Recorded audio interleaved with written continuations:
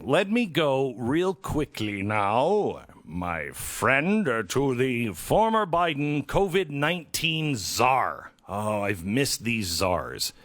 Here he is on COVID-19. How much of this pandemic was preventable and how? Well, of course, we would have had a pandemic here in the U.S. no matter what. But look, we can count the mistakes, and I think it's important that we do, if for nothing else, so we don't repeat them. We obviously had a set of technical mistakes with the testing and the PPE that we know about.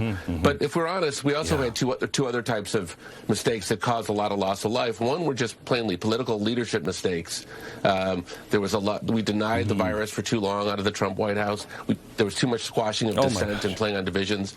But I'd also think we all need to look at one another and ask ourselves, what do we need to do better next time? And in many respects, being able to sacrifice a little bit for one another to get through this and to save more lives is going to be essential, and that's something that I think we could all have done a little bit better on. Right. We could have sacrificed a little bit more.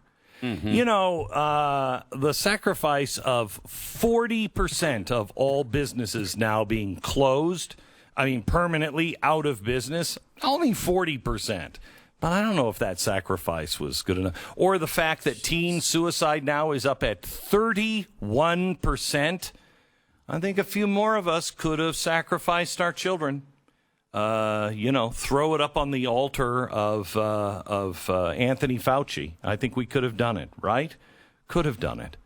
Go to hell. Yeah. Who do you think you are telling us that we should sacrifice more?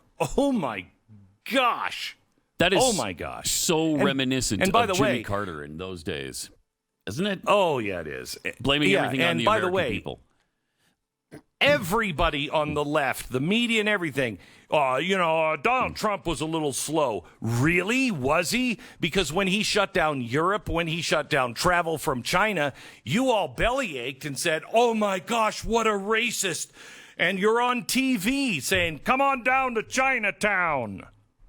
Don't start with me. Some of us have memories. By the way, for those who have been waiting for the follow-up to white fragility, I mean, some people I know didn't read it, and you have to read it because you won't understand the second one. There is another volume coming out in the series.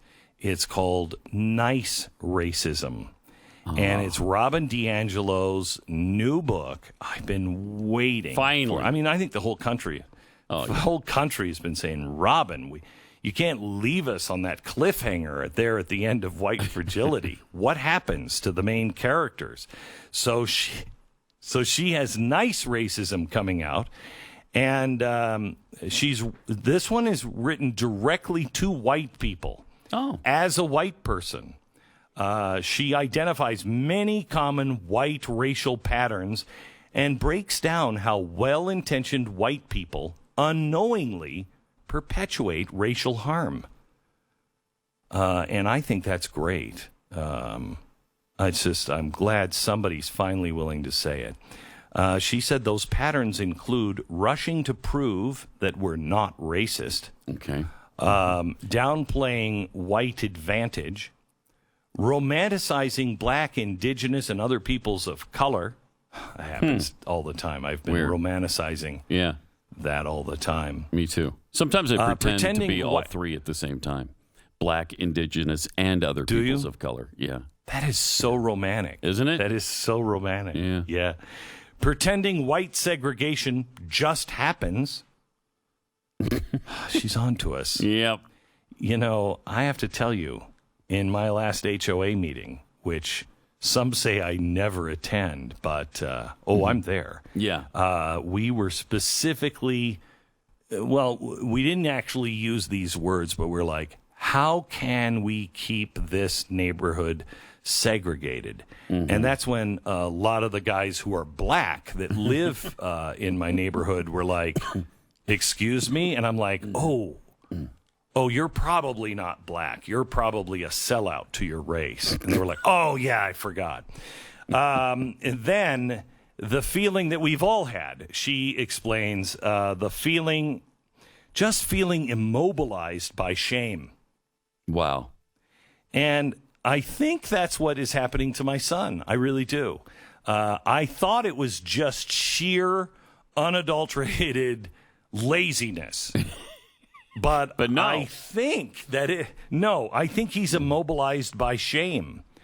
And what's great is she writes candidly about her own missteps and her own struggles. And she does it to encourage white readers to continually face their complicity and embrace courage, because you're going to need it in that lifelong commitment of accountability. And here are the table of contents. What is a nice racist? Second chapter is the one I think I'm buying it for. Why it's okay to generalize about white people. I think that one is... Yeah, because they're white, obviously. That's why it's okay. Right. It's a short book. Yeah. It's a short book. What is a nice racist? One that, doesn't beat you over the head and kill you. Without a smile on their face. Why is it okay to generalize about white people? Because they're white. There is no choir, chapter 3. I don't think you need more than the headline on that one. What's wrong with niceness? Well, a lot. Honestly, a lot. Yeah. People need to be niceness meaner. Doesn't always get you. No. Sometimes you have to set a city on fire to get people's attention. Steal some shoes maybe along the way. The moves of the white progressives. I wonder if that's chapter 5 in Robin DiAngelo's new book, Nice Racism. The moves of white progressives, I wonder if that includes how all of those white progressives that set up BLM, the global network, how all those white people set that up and then bilked everybody who gave to BLM. Remember we told you, but of course Robin DiAngelo was saying, hey, BLM, donate to BLM. And who got rich? The white liberal progressive. So... Well, and Patrisse Cullors, right. Obviously the co-founder of BLM, she made a few bucks on the side too, which was... I couldn't disagree with you. It didn't really anymore. Okay. She's an accomplished artist. Well, and just like and Hunter a Biden. trained Marxist as well. So she right. All her intents are good.